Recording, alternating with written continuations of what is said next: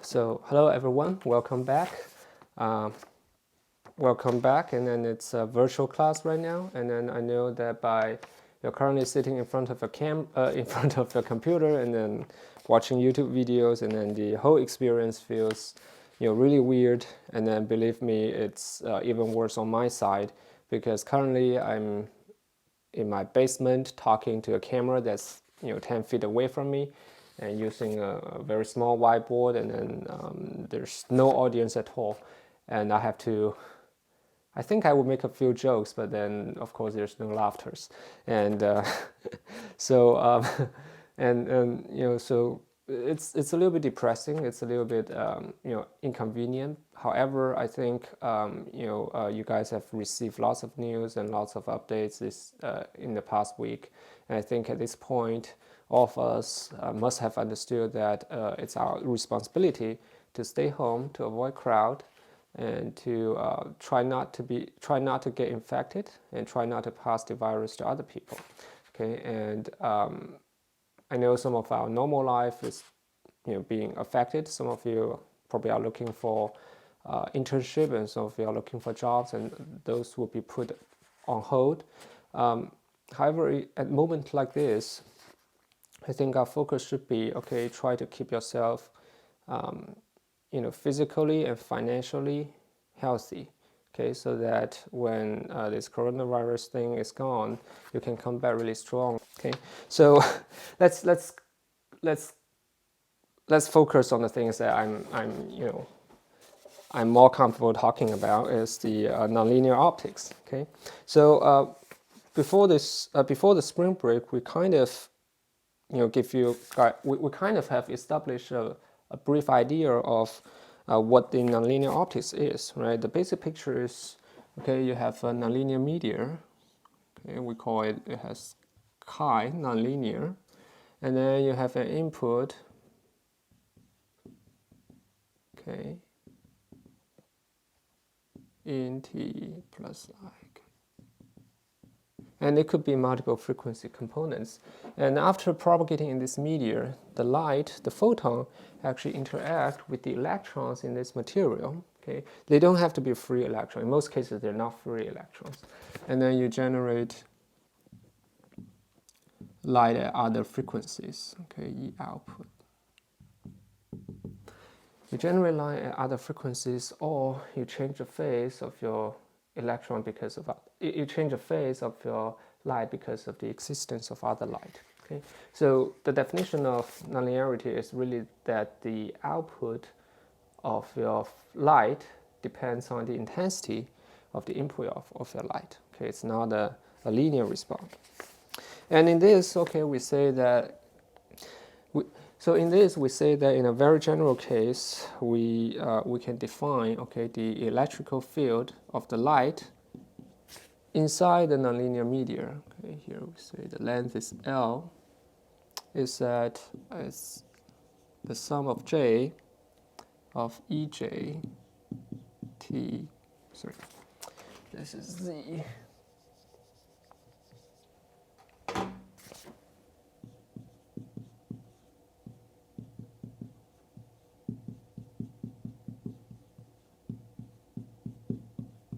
And complex conjugate. So what it describes is that, okay, we're assuming this is a plane wave, and the you can say the amplitude of the light, or the electrical field of the light can change when it propagates along this media, and each of these components have a frequency and also a wave vector, and the complex conjugate just bring this to a real number. And you have multiple frequency components. That's why we're doing a sum here, and we're giving indices of J, to label different frequency components. And this is a basic definition. And then, by using Maxwell equation, and this is the first half of the class, we obtain the general nonlinear equation, which is this.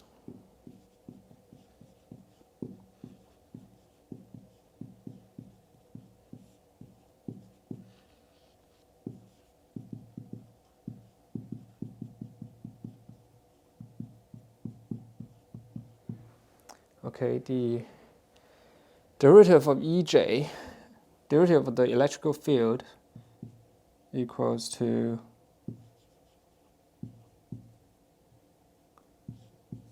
the second order time derivative of the nonlinear polarization. So here we actually use plane wave, approximation, and also we use slow varying amplitude approximation to kill the second order derivative of z from the Maxwell equation. Now we have to briefly remind ourselves what is the definition of nonlinear polarization. So we know that what is the definition of polarization? So we know that in linear optics, we know that when the meteor, has a refraction index, we can other than electrical field, we can also define electrical displacement field, which we write down as epsilon r e. Okay, this is a linear case. So in this linear case, what this displacement field is trying to do is it's trying to include not only the external field but also the response, of your material, right? Because if you apply a electrical field from left to right going this way, then the positive charge will try to go this way, negative charge go this way, and it will create a field of opposite direction. Okay, so what this displacement field is trying to do is that this is linear case.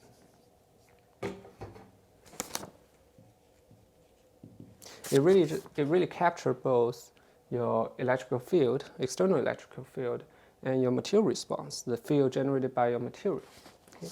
And we know that, so the idea would be, if you want to generalize this, you can say D must be a function of E, right? This is very clear. It must be a function of E, and also it must be a function of your material property. So if we think about it as a function of E, then we can always do Taylor expansion, right? So this is Taylor expansion. So you have, let's say we'll give it a,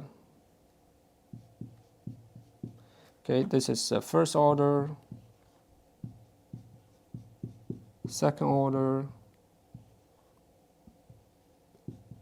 third order, and keep going. And keep going. And we can combine the first order into here, and this one will become the relative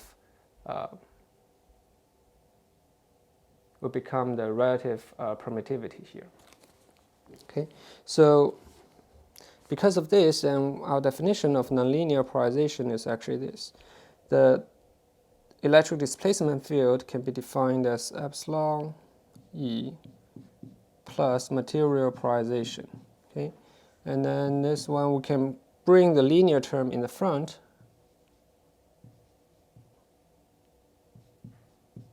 Okay, so this part is combining the linear term into here because they're all proportional to the electrical field, and plus, whatever is left, nonlinear polarization. Okay, and nonlinear polarization, if you look at this, the Taylor expansion is just all the higher order term following the linear term. So the nonlinear polarization will be written now as epsilon chi. So we want an epsilon here, to have the same coefficient, epsilon chi 2 times E square. This is the first material coefficient, and then the same thing, chi 3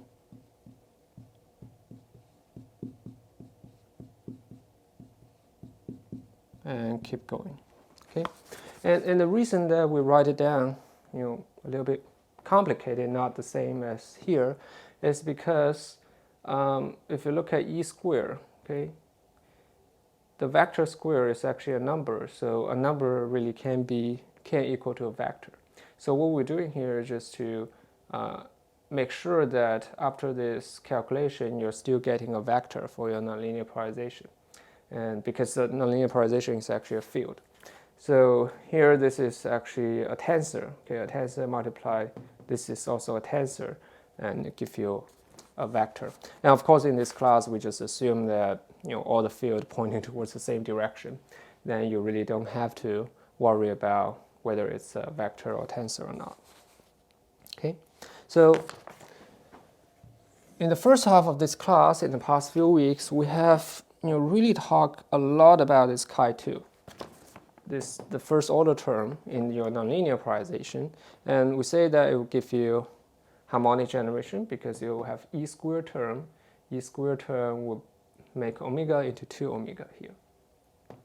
And we also say there's some frequency generation, difference frequency generation, and difference frequency generation will give you a parametric amplification and also a parametric oscillator. Okay, and so when we talk about third order nonlinearity here, we kind of don't want to repeat what we have already discussed here. So we want to mainly focus on the difference, okay, the key difference between second order and third order. Okay, so in this very beginning, okay, in this first class of the third order nonlinearity, what I want to bring up are those two key features. Those two key differences are the first one is about the material. Okay, the second one is phase matching.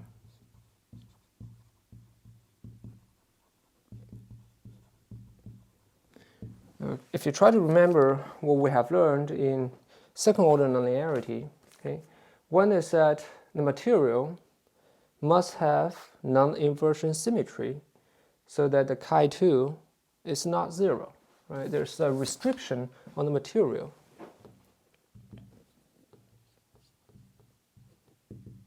Non-inversion symmetry.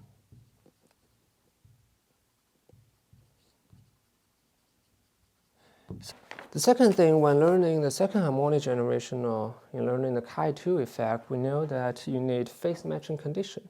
And the phase matching condition actually comes from the fact that you have a k vector here, right? The k vector, you can write down, equals to 2 pi n divided by lambda, right? So on the left of the equation, you have a k. On the right of the equation, you also will have a k because nonlinear polarization is just a function of electrical field, right? Electrical field contains the k vector. So when you try to convert the frequency or convert the wavelength of light from one place to another, okay, the refraction index here or the dispersion here actually matters a lot. Okay, if there's dispersion, if there's refraction index is different, then you have to try to satisfy. You have to figure out a way to match the refraction index. And you can by tuning the angle, you can by doing a periodic polling and quasi phase matching. But of course, there's lots of things. We can. There are lots of different methods to satisfy this phase matching condition. And this is actually really a key in chi2 process. And here we learn that for chi3, okay, this is chi2. For chi3, actually phase matching condition is, in a lot of cases, phase matching condition is not required. Okay, for example, the Raman self-phase modulation, cross-phase modulation, and Brillouin scattering. Instead, it requires something else. Well, Brillouin scattering need a phase matching condition. Okay. Now let's first get into the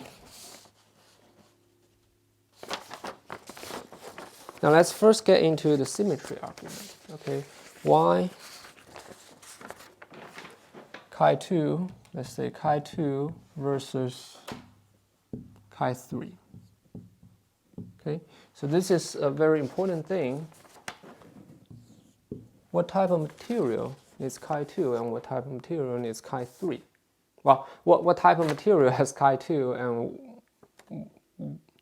what type of material has chi3? So for chi2, we know that, okay, we can repeat this calculation. But for chi2, you have the nonlinear polarization for chi2 equals to chi2 E and E. Okay? And when we do a mirror reflection, if this is your P Okay, this is your E. If you do a mirror reflection, you say previously this is positive x, now you reflect it to this, and what will happen is that all these vectors that are originally pointing towards the positive side actually go back to the negative side. Okay, it's pointing to the negative side. So you actually acquire negative sign here. So it would be nonlinear. This polarization get a negative sign, and then we're not so sure about this, and also the electrical field get a negative sign. Okay, then you can try to cancel all this sign, and then you get minus chi2 prime. Prime means that because when you do mirror symmetry, you also flip the material, and then we try not to assume anything of the material, so we'll give you a prime to note that it's doing an inversion symmetry. Okay, so it looks like this. It looks okay because chi2 and chi2 prime, okay, we haven't assumed anything yet, so this equation can perfectly work. However, okay, if we're with amorphous material, or with material that's with inverse symmetry, technically every non-crystal structure amorphous material. Okay, then what you would see is that this material, if you look at it from left to right and compare it to look at it from right to left. Okay, if you take a look at the mirror of the material, or if you rotate the mirror or rotate the material by 180 degrees, what will happen is that this material looks exactly the same to you. Okay, if the material looks exactly the same to you, then you shouldn't be able to see any. You shouldn't be able to see any material difference on a. You shouldn't be able to measure any material difference. So in that sense, these two coefficients has to be the same for inversion symmetry material. Okay, and then what will happen is that okay, this equation now you erase this, so your nonlinear polarization equals to chi 2 and then positive, also equal to minus chi 2 in a mirror coordinate. Okay, then a number equals to its minus, and the only possible solution is chi 2 equals 0. Right, chi 2 equals 0. So what this derivation tells us is that for second order nonlinearity, you have to break the inversion symmetry. Otherwise, you will have a 0 chi 2. Okay? To break the inversion symmetry, what you can do is you can have a special crystal structure. You can look online. There's actually many of them. And the other one is to make use of the surface, right? Because on the surface of a material, right? Here you have all the material, and here you have air. So when you look at the surface, the interface between air and material, of course, when you flip it, right, when you flip up and down, okay, the material will look different. So there's always a little bit of chi 2 at the boundary of the material. But often it's very small unless you make your device very small and have a large surface to volume ratio. Okay, and let's look at chi 3, okay, using the same argument, and then see if there's any difference here. So for chi 3, your nonlinear polarization look like this. Chi 3 and then E.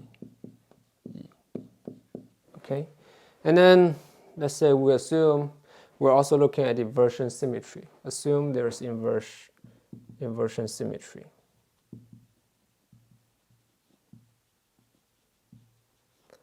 Then you will have nonlinear polarization when you do a mirror symmetry, you acquire a negative phase, negative sign, and then your chi3 stay the same because your inversion symmetry, and then you have E, E,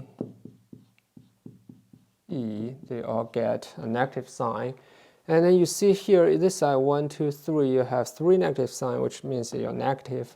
This place you're negative, so they cancel each other, and you have nonlinear polarization equals chi 3 E, E, E. Right? So when you do a mirror symmetry, okay, your equation just naturally stay the same way.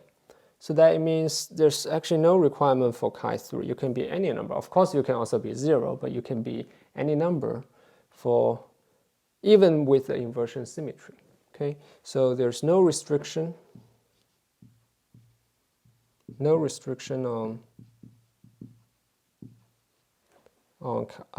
materials for chi3. And for many materials, okay, those are inverse symmetry materials. Chi3 is actually their leading order nonlinear effect. Their leading order nonlinear effect. So it's actually very, very common. Okay. So hopefully, okay, here I have kind of convinced you, okay, why we need to look into chi3, because okay, it's for many materials, this is the first nonlinear effect. For example, our optical fibers. Okay, now, okay, it's actually really hard to tell a joke when there's no audience. If you feel a little bit boring watching this class, it's perfectly normal. I'm also boring, and. And whenever you're on a bus or on a subway station, when you see someone talking to himself, you think that's a crazy person. And then when you see someone telling a joke by himself and then laughing, you think that's an even crazier person. And then all the faculty right now, what we're trying to do is we're trying to talk to ourselves for an hour. And then also we have to keep in mind that we try not to bore you guys in front of the computer. So I don't know, maybe some of us need some mental guidance or mental help when the semester ends. And also if we really like to talk to a camera by ourselves, we'll be actors instead of professors. Okay, so the second thing, the key difference between the chi2 and chi3 material is actually the phase matching condition. Okay. The phase matching condition is something quite obvious when you start to calculate what's happening here, right? When you have another wave vector here, and then they two are different, and you see that the term basically is doing an oscillation, and we have calculated this in second harmonic generation. So here I want to show you one case, one very simple case, or it's actually the simplest case, that why chi3, in some certain situation, chi3 doesn't really require phase matching condition. Okay, so the simplest case you can imagine for chi3 material, let's erase chi2 here. Let's say we're only working for chi3. You can imagine when, this is a cubic polynomial, you can imagine if you put a lot of frequency component there and quickly the calculation get very messy. So the simplest situation is that you only have one input, or you only have, on the left you only have one input, that is E. Let me check the note here. E knob, yes, E knob e to the minus I omega knob t plus I k knob z plus cc. Okay, that's your input. Okay. So we use this input. To calculate, and this equation, right? To calculate we put this E into here, P nonlinearity, and try to calculate what would happen. Okay, what would be the output using this nonlinear equation? So here we can see is a P nonlinear now would be epsilon chi 3. Okay, we are assuming all the vectors are aligned so that we remove the, the vector node e to the third. Okay, which is really epsilon chi 3 times e knob, the negative frequency components, plus its complex conjugate, which is the positive frequency component. Okay, here I think it's minor sign here. Okay, minus sign here. And this calculation is relatively easy to do for us because we know if you Wikipedia, there's a simple equation we can use. Okay, a plus b to the qubit. Okay, this one is a to the qubit plus 3a b squared, 3a squared b plus 3a b squared plus b to the qubit. Right, so you can take this as A, this as B, okay, and then do this expansion. And what this will tell you is that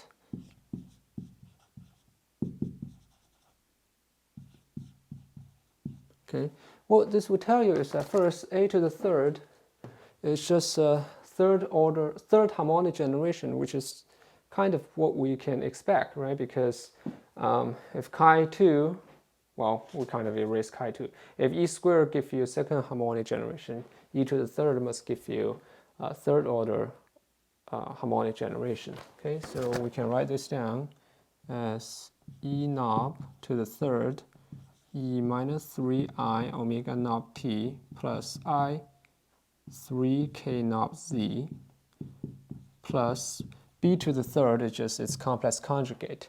And you can imagine this one, it must have phase matching condition problem, right? Because this one has to match with a frequency here. And then they are carrying, and this one is carrying the refraction index at omega knob. And this one will be carrying the refraction index at 3 omega knob, right? So naturally there's a phase matching problem. This is called harmonic generation.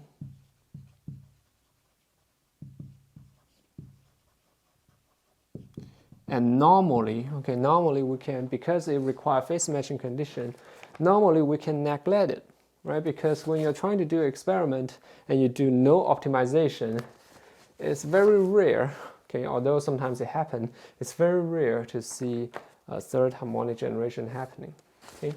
Now let's look at the other terms, and also this is not new, right? We learned second harmonic generation, so we really don't care about this. And the other two terms, okay, we can write it down 3, okay, epsilon chi 3. Oh, epsilon chi 3 is in the front, so 3. And then a times b, okay, a times b, and the exponential term, they cancel each other, right? Minus sign, plus sign, minus sign. So these two cancel each other. You're left with E knob times its complex conjugate, which is the amplitude of E knob squared. Okay, this is A plus B. And then you have A plus B, but then you're left with another A, right? So A squared B equals A, B, A, right? This is not, well, this is in classical situation, so A squared B equals ABA. Later in the second half of the class, in quantum case, you will see that this actually doesn't work this way. Okay, so AB gives you E amplitude square, and then you're left with another A, which is just E knob e to the minus I omega knob t plus I k knob z. Okay, and then you can use the same idea. So there's 3ab times b, so it's the same thing, 3 e knob, okay, e knob star minus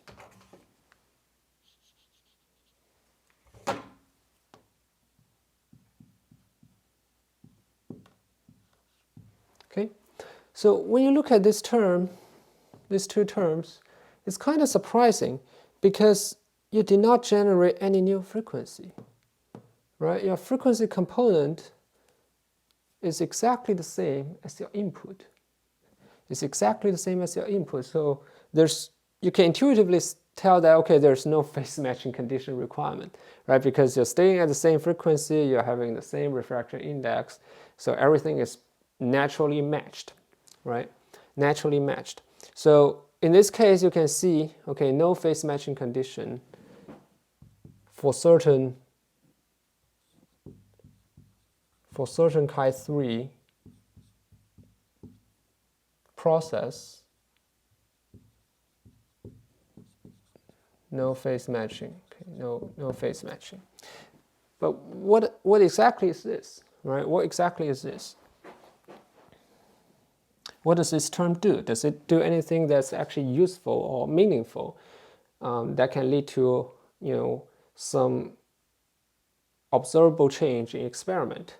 So what we can do is that we neglect this term. Okay, this is what we do all the time. We neglect this term, and then you see that this is a common factor.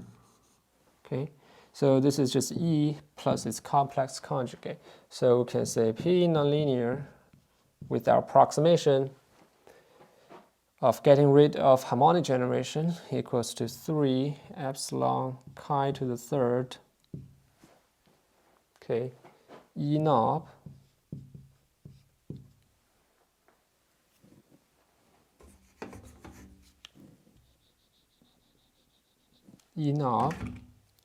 times just E itself, right? Because if you put 3 E amplitude square in the front, what you get is E minus frequency components plus its complex conjugate, which is exactly the same definition as your E, okay, as your electrical field. So this is your nonlinear polarization. It looks quite interesting because now if you take a look, okay, here also, if you like, okay, you can remove this knob here. What it looks like is that you're now creating a nonlinear polarization that has a constant in the front, and then it's actually proportional to the electrical field itself, right? Electrical field itself.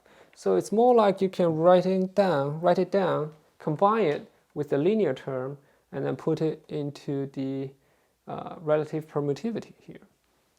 So if you follow that idea, then your D, okay, equals to epsilon, let's say epsilon R knob, that's the original relative permittivity, E, okay, plus 3 epsilon chi 3. And here, if you remove the E, the knob sign,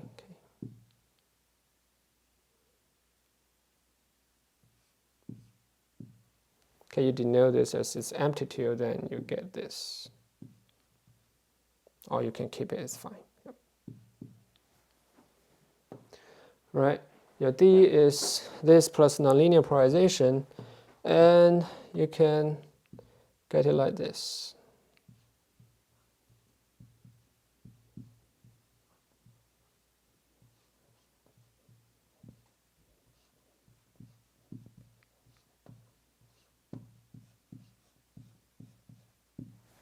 Okay, so your chi3, what it does, other than harmonic generation, is really, it looks like it's changing your relative permittivity, right?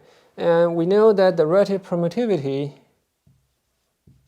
in general equals to n square, or you can say n equals to permittivity square root, right?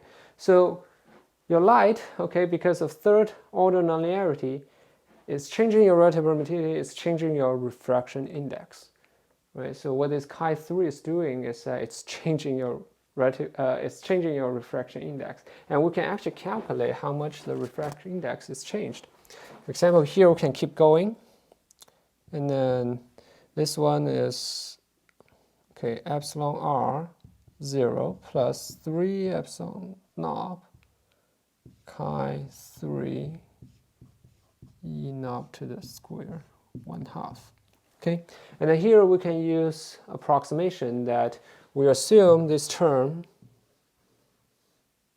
is much smaller than epsilon knob itself. Okay, later we'll prove to you guys this is actually hold. So if this is a small term, then what you can do, is that epsilon r knob goes in the front, and then the first term become 1 and plus 3 epsilon knob, epsilon r knob, chi 3 e knob square 1/2. Okay, so what we can do is that we can assume that this term, because this term is much smaller than epsilon r knob, so this entire term is much smaller than 1, right? And we can apply the approximation equation when you have 1 plus x to the n, you approximate to 1 plus nx. Okay, this one is very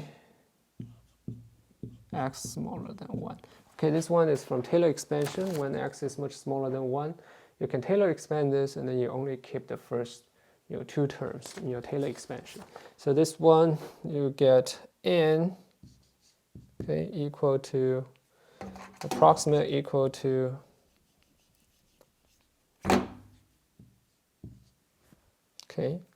epsilon r knob, that's the n knob, the original refraction index, and then 1 plus 3 epsilon knob chi 3, and then the 1/2 come down because that's 1/2 is your n.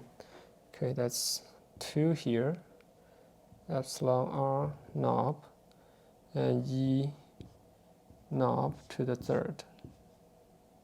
To the square. Okay. And often when people write down the electrical field, you don't label E knob as here. Okay, you just write down as E. E frequency components, negative frequency component, positive frequency component. So this is not totally necessary. Okay. So if you look at here, then what you see is it seems that you just by inputting a light,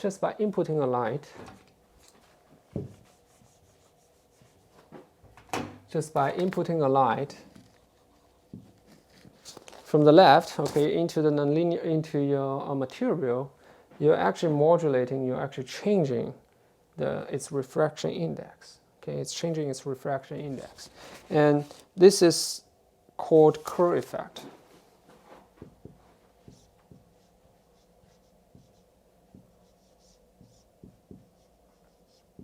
Okay, Kerr effect.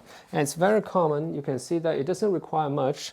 It requires just one frequency component input to a material with third order nonlinearity, which is all materials. So Kerr effect is very common. Okay, but if you look online about Kerr effect, normally you wouldn't see equation like this. You would see equation of this. Okay, you see this, and we'll then go one step further and then derive that. Let's see here. Today I don't think we need this anymore. Okay.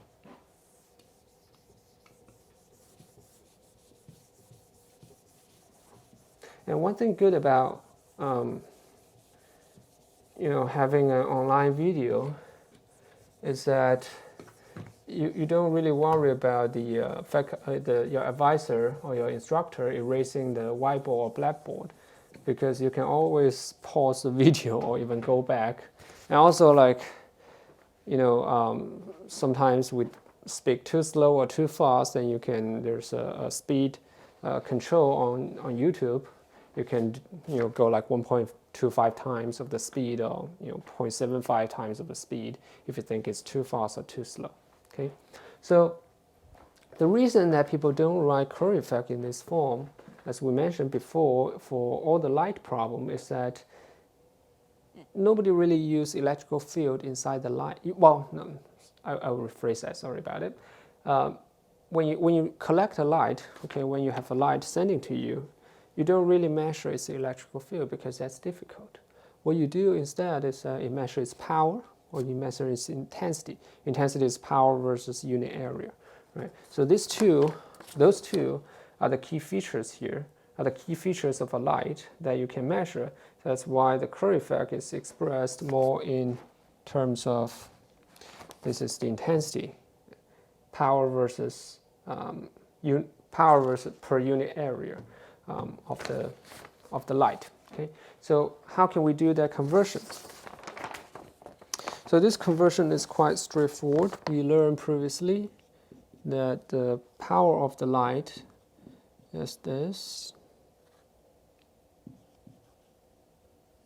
Here n you can use n naught, because later I will explain to you guys that n actually, this n2 Kerr effect is very small, so most of the time you can use n naught. A is the area of your light beam, okay, and E square, okay. So here, okay, depending on your definition of the field, right here, if you look at it, if you redo this calculation, we're actually 2 E knob cosine omega t, okay. Some people define it as E knob. Some people will put 1/2 here, okay, just to make it E knobs cosine omega t instead of 2 omega t. And in those cases here, there will be a factor of 4 here, right, depending on your different definition. But as far as here, the number really doesn't matter that much, so we keep this definition. And what you can get is that if you want to have E knob, okay, replaced by the power or the intensity, then what you get is E square, okay, 2 epsilon C n knob P divided by A. And P divided by A, the power per unit area, would be the intensity of light by definition. Okay, that's the definition of intensity of light. So your E, okay, is this coefficient times I. And you can plug that in. So N equals N knob 1 plus, let's write down this way. 1, we write it in front, right? Write it, the original refraction index plus, okay, 3n knob epsilon 0 chi 3, and then there's a factor of 2, cancel with the factor of 2 here, epsilon r, epsilon knob, cancelled, C and knob, right, and knob cancelled.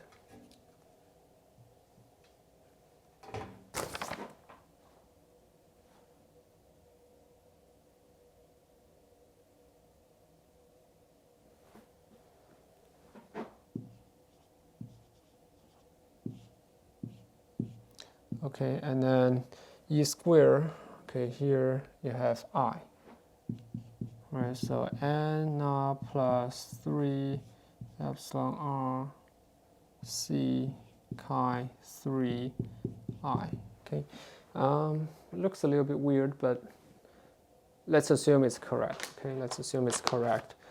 The key feature here is that you have derived that your refraction index, okay, is it's itself plus a number times the intensity of light. Okay, not the power, but the intensity of the light. This is very important. So n knob plus n2 I. n2 is described as Kerr coefficient. Okay, this is Kerr effect.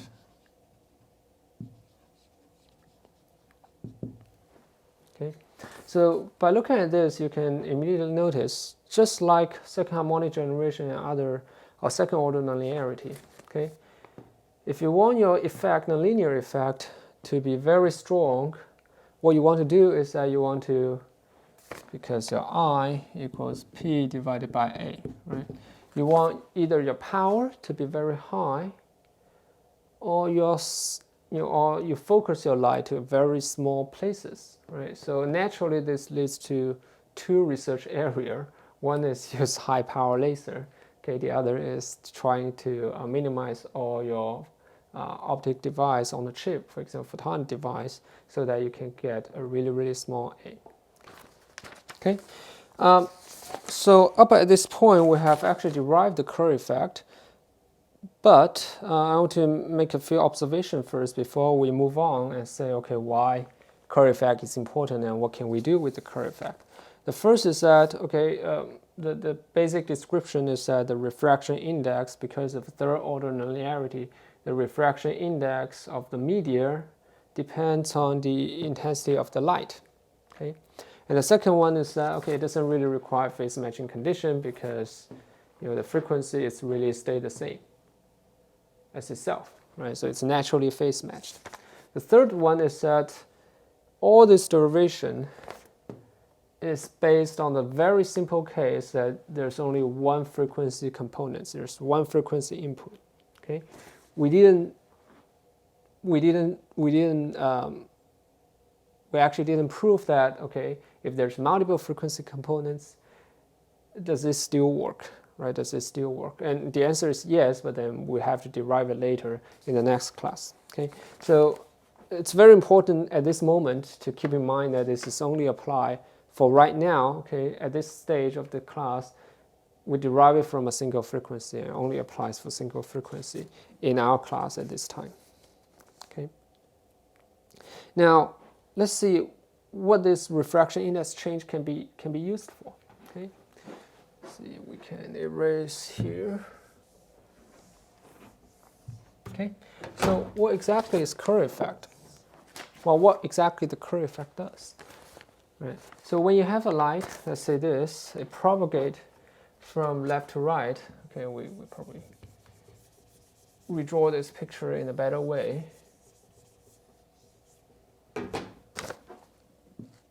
There is a media, Kerr media with N2. Most media N2 doesn't equal to 0. And you have an input e to the minus I omega t plus ikz plus complex conjugate. And then the media length is L, right? So, and we say, okay, this is, at this point, the initial point, we say that z is 0, right?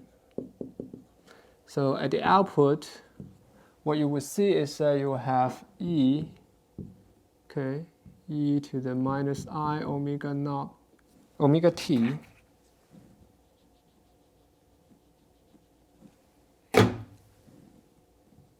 plus I k z, I k l.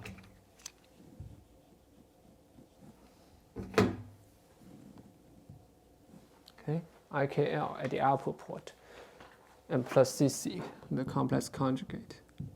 It's interesting to know that, okay, if you have Kerr effect now, and we know that your wave vector k equals 2 pi n divided by lambda. Okay, so if your Kerr effect change your refraction index, that means it will change this term, okay, and it will actually change your phase. So we can define here, okay, k equals to 2 pi n divided by lambda equals to 2 pi, the first term n knob divided by lambda plus 2 pi n2I divided by lambda, and then you can call this is k knob plus delta k, right? K knob is the original wave vector. Delta k is the additional wave vector because of your Kerr effect. Okay, so if you plug this in, then the output will really become e to the minus I omega t plus I k knob L. Okay, and then there's additional term because of the Kerr effect. That's I delta KL plus CC, right? So what really happened is that, okay, if you have Kerr effect, your light, after passing through a nonlinear media, will actually gain an extra phase. Okay, we'll get an extra phase of delta KL, delta K depending on your intensity of light. So the more intensity your light beam has, okay, actually you will acquire more phase change. So because this phase change is coming from the light itself, right? The intensity of the light itself induces this phase change. So it's called Kerr effect, has something called self-phase modulation. You'll see this term in many research papers when people talk about Kerr effect. And it's actually at the very beginning, it's a little bit confusing what is self-phase modulation, what is cross-phase modulation, and sometimes you have four mixing, but they're all actually coming back to Kerr effect, and then you can derive them from the Kerr effect. So in this case, the reason we call this phenomenon self-phase modulation is because the intensity of the light itself joined with Kerr effect induce the phase change, okay, at the output port. So we call this Kerr self-phase modulation. Okay, if you have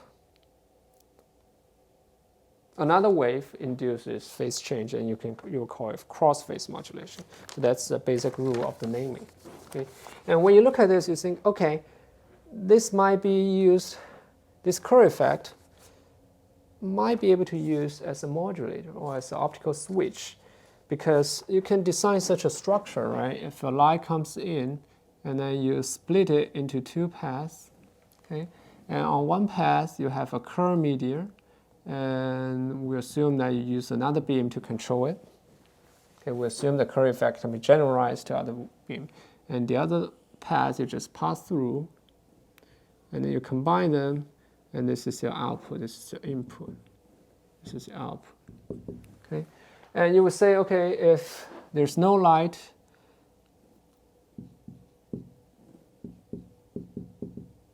in, right, E in,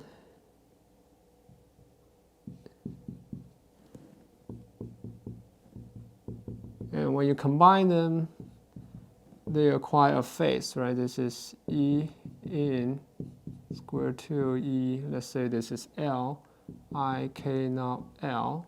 This one is E in I k knob L, and additional phase, which is I delta KL.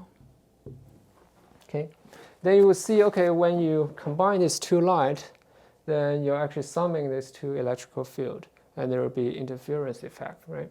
So if the output equals to, so here is actually 2.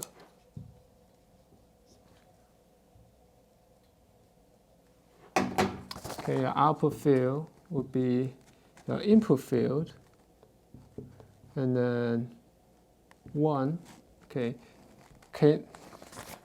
input field E to the I k knob L, okay, 1 is coming from here, plus E to the I delta KL. Okay, and you see that you can use this, and of course plus complex conjugate to make it a real number. You can see that here is that you can really make this system into, it appears that you can make this system into a modulator, right? If you control this, if your control light has the right amount of power, and you can make this phase into pi, right? Then you have 1 minus 1, you get 0 output. Okay, and if you don't have any input here, then the two arm have the same phase, then they're constructive interference, and you have a 1 output, right? So it looks like by controlling the intensity of the beam, what you can do is you can control the output to be 1 or 0. And you can do this as an optical switch modulator. You even build it to a gate, and if you add an amplifier to it, you can actually make it a bipolar transistor. Okay? So it looks really great, but we have to consider, is this really applicable, right? Is it really practical? How much intensity do you need to change the phase from 0 to pi? That's the critical question here. If you need, well, the idea is, okay, how much energy do you need to switch the bit from 0 to 1, right? That's kind of like the energy per bit or energy per gate, okay? And if it doesn't work better than electrical gate, then this optical, well, gate or computer or modulator really doesn't have any advantage compared to its electrical counterpart. So this analysis is actually quite easy. What we can do is that we can use optical fiber, okay, as an analysis. Suppose this is a piece of optical fiber, and then we're shining light onto it, and assume that the refraction index follows n of n2i. Okay? For optical fiber, it's made of silica, glass, and it's n2. You can look online. It's roughly, we'll keep it simple, so we use a 2 times 10 to the minus 20, and the dimension is meter square per watt, right? Because intensity is power per area, so your N2 has the unit of area per power. Okay, if we use this number, and then the next thing we need to know, okay, if we want to know how much refraction change it is, let's put it here.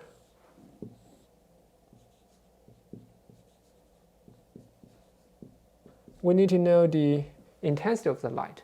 So here, we don't want to be very, let's see, we can use a quite common laser as example. For this eye safety level of a laser, the power is 5 milliwatt. Okay, that's your power here. And then what about the area? Okay, area for the optical fiber, the diameter is actually roughly 10 micron. Okay, for a single mode fiber, and at 1550 nanometer, that's the telecommunication wavelength. So what we can do is that we can assume it's 10 by 10 micron, just for simplicity, drop all the numbers, so it's 100 micron square. Okay, that's your intensity. Then you can do some calculation. You see that delta n, the refraction index change caused by your Kerr effect, equals to 2 times 10 to the 20, that's your N2 coefficient, times 5 milliwatt is 5 times 10 to the 3, divided by 100. Micrometer square is 10 to the minus 12, so these two in combined is 10 to the minus 10. Okay, and what you will see is this one cancel with this one, you get 10 to the minus 10. And this one is 10 to the minus 3, so you get 10 to the minus 13. 2 times 5 gives you 10, so eventually you get 10 to the minus 12 refraction index change. Okay, and this is extremely a small number, and just think, you can look it up for the thermal refractive index. Okay, for materials, if you heat it up a little bit, you actually see more refraction index change than doing this Kerr effect. Okay, but you say, okay, we can use very long fiber, right? I don't really care. I can use long fiber to make this happen.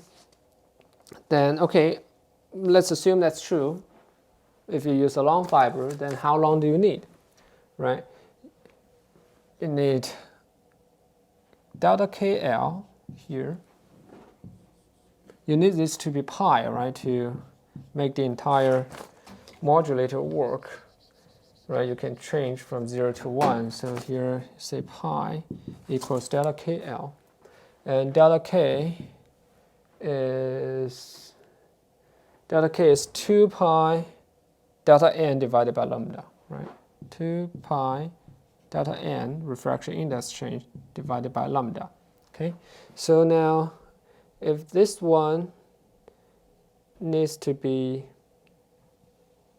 if this one needs to be pi, then you cancel the pi here, then L equals to the wavelength, which is the correct dimension. Wavelength divided by 2, the 2 factor here, and then divided by delta n. Okay, and this doesn't look good because delta n is very small, and this will be very large. So let's assume we still use 1550 nanometer. So the wavelength is 1.5 times 10 to the minus 6 meter, right? 1.5 micron divided by 2 times 10 to the minus 12. That's your refraction index change because of Kerr effect. And let's say we don't, drop this. Let's say they're the same. So you have 10 to the 6. Okay,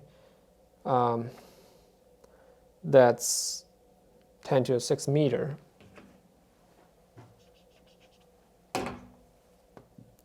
And that's roughly, well, that's not roughly. That's exactly 1,000 kilometer.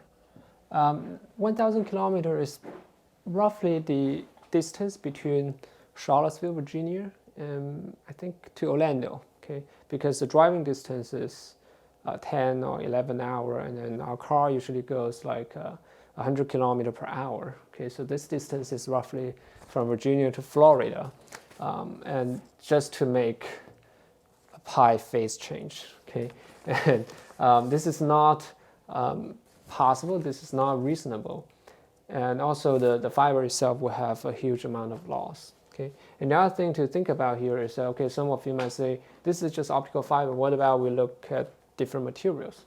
So the best material, I think, in my memory, goes to roughly 10 to the minus 17, okay, meter per watt, by using semiconductor materials. And so it improved like 3 orders of magnitude. So instead of 1,000 kilometer, you get 1 kilometer. Unfortunately, that's still very bad. Okay, so the other way, okay, people actually, if you really want to make it work, the other way is to do very high intensity, okay, P, okay, here we use 5 milliwatt, very high intensity and then very small area, not just a fiber, but like in a waveguide that has like 1 micrometer square. But then you kind of lose the point of using a modulator because you have to consume lots of power. Okay, so it's not very efficient.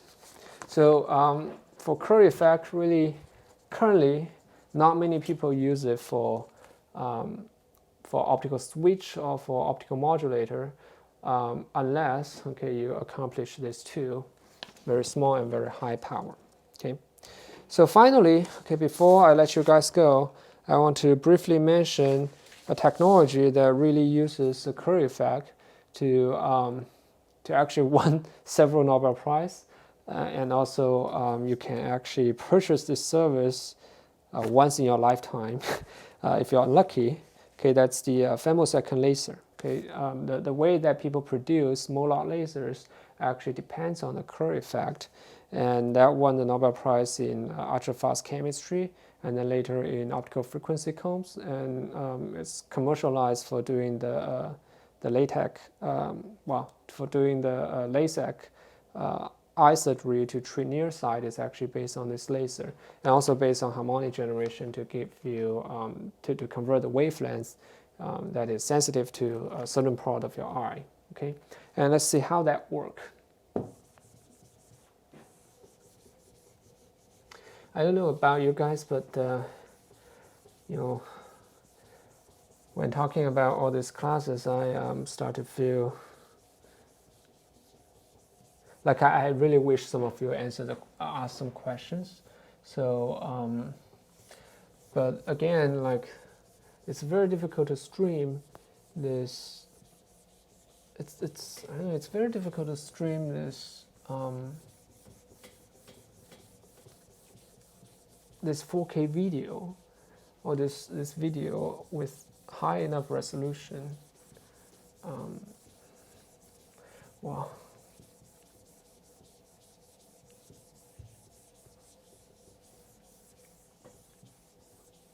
Okay, so now all we're assuming is Kerr effect, n equals n naught plus n2i.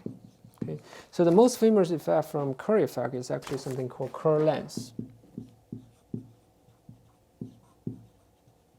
Kerr lens. Okay, this is an interesting effect, is because for optical, for any beam, laser beam, it doesn't, although we assume plane wave, okay, but none of the laser beam is really plane wave. So usually it has a profile, okay, it has a center, okay, as a center. At the center, the intensity is the highest, and then it kind of goes down when it moves to the rig. And usually we say, okay, a Gaussian beam is something very common from a laser. So if you think about it, okay, and this Kerr effect, because the refraction index is proportional to the intensity of the light. So for laser beam, okay, if your center is very intense and then gradually goes away on the side, then what will happen is that you really create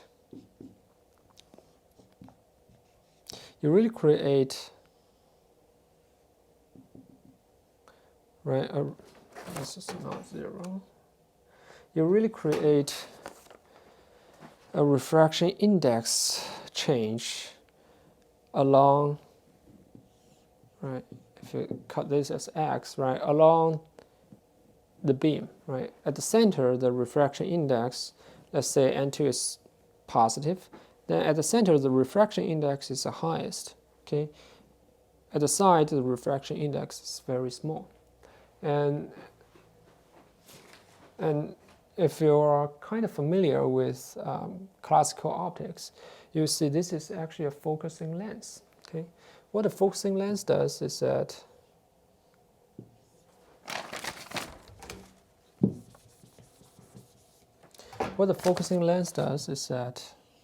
okay, if you have a parallel of light coming in and they focus,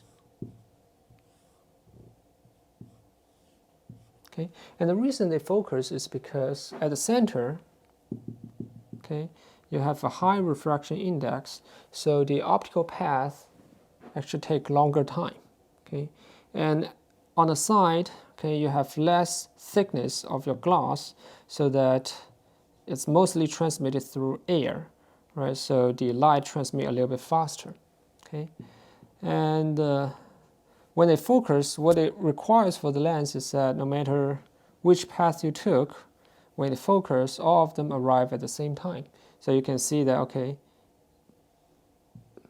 because this is thicker in the center, so it has to go with the shortest distance, go directly here. Because this is a little bit thinner, then it has to spend more length to compensate the time that it gained by going from the side. Okay, so this is the principle of the focusing of the light. And now if you have a refraction index change in your media, then what you're doing is that although your media is flat, although your media, for example, is a flat sheet, right? And then your light shine on it. But the center, okay, center will have higher refraction index. Okay, let's say high refraction index. And the side has low refraction index. And high refraction index, you know that light slow down in high refraction index. So it's equivalent to having a thicker media at the center. Okay, and on the side, the refraction index is smaller, so the speed of light is faster, and it's equivalent to having a thinner media at the center. So these two are the same, if you have Kerr effect, and this will actually focus. Okay, focus. So Kerr lens is something real. Okay, it's something real. It's been commercialized, and what will happen is that you have a media, and it's a long media because it's, and the change in refraction index is very small, so focusing effect is not as strong as a real lens. So if you have a media, you input a light like this, and then it will slowly goes, the beam will slowly narrows, and eventually it will reach a steady state point where the diffraction of light try to broaden the beam, while the Kerr lens effect try to focus the beam, and these two reach a balance, equilibrium, and then it's keep propagating like this. Okay, Kerr effect. And this lens, you say, okay, why do we need a lens like this? We can easily make a lens. Actually, I'm wearing two lenses, and then the camera has several lenses. Well, has one lens, but several this lens inside the lens. Okay, so why is this important? Okay, the Kerr lens is important because this lens actually depends on the power. It depends on the intensity of your light. It's not any lens. Okay, if you can think about this, is that if you have high power, this is a black box. Think about this as a black box. If you have high power, then the output is very focused. Okay, if you have low power,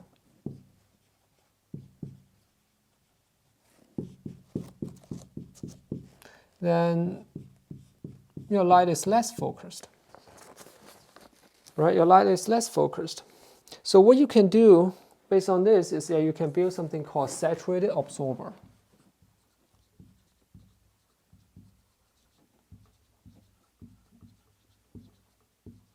Saturated absorber is that if your light intensity is stronger, the absorption of the light is smaller. And this is, the reason it's called saturated absorber is that, for example, if you have a semiconductor and then you have n electron in the ground state and then no electron in the upper state, then when a very intense light come in, okay, let's say you have n electron on here, the amount of electron you can really absorb, the amount of photon you can absorb maximum is actually the same number of electron, right? You can absorb up there. So when you absorb all the light, when all the electron is at the upper state, then there's really nothing left to absorb the light. So this is called saturated. You saturate your absorbers. That's called saturated absorber. And usually it's written as this. Okay, your absorption coefficient equals to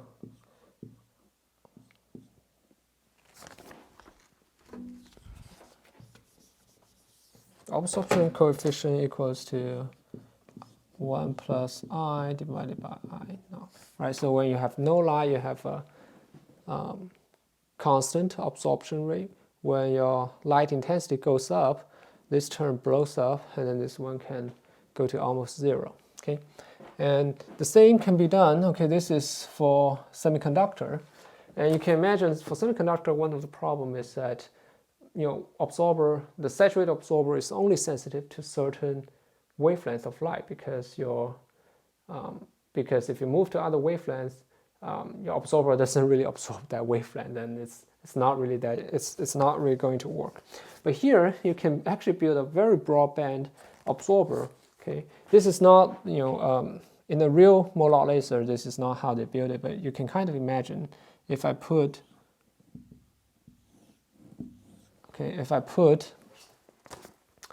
a block here to absorb gradient. It's really a gradient attenuator. Right? I allow the center to pass, and I absorb whatever is on the wind. Then what will happen is that for high power, for high intensity, it's transmit. And for low intensity, okay, because a lot of light are on the wind, and on the side, on the wing, away from the center, the absorption is very high, then you have absorption. Okay, you have absorption, and this doesn't really depend on the wavelength of your light. It just depends on the intensity and the Kerr effect. As long as your N2 is roughly the same for all wavelengths, and you will have this effect. Okay, then why is this effect important? Right, now think about if we put a pair of mirror here. Right, we make a laser of this. We put a saturated absorber inside a laser. Then what it would do is that, okay, the laser, for it to lace, you need the gain to be larger than loss, right? So if you put a saturated absorber in between a pair of mirror, what you can do is that you can actually turn this laser, okay, well, put a saturated absorber in a laser system. What you can do is that you can turn this laser into a pulse laser, a mode lock laser. Okay, the reason is this: for laser to lace, you need the gain larger than loss, right? Gain larger than loss, then the photon get amplified inside, and then you have a laser. So for when you have a saturated absorber, you compare these two situations. Assume you have the same average power. Okay, one is it's a continuous wave, CW wave. So the average power is the power itself. Okay. The second case is pulse. The pulse is in a lot of places you don't have power, but then the power is focused on, this is T, Z. Okay, Z or T, it's the same thing. Okay, a lot of power focused at one spot at one time. Then these places will have extremely high intensity, and therefore it will have very high transmission and low loss, right? So the loss for pulse state is actually smaller than the loss for continuous wave. That's why the saturated absorber or the Kerr lens can be used to make short pulses, because it lowers the loss in your laser, and your laser actually naturally favors the pulse state. And this is one technology that's discovered in the 1970s by accident, and then later explained by scientists, with this picture. And then nowadays this is well commercialized. You can buy them from Thor Labs or other company. And also, as I mentioned before, if you go to do a laser surgery on your to treat the near side, then this is the type of laser you would use in the hospital. Okay, so that's all for today. And this class is, please provide some feedback on this class, the format of this class. And if you don't like it, let me know, and we can change to other formats as well. Okay, thank you everyone.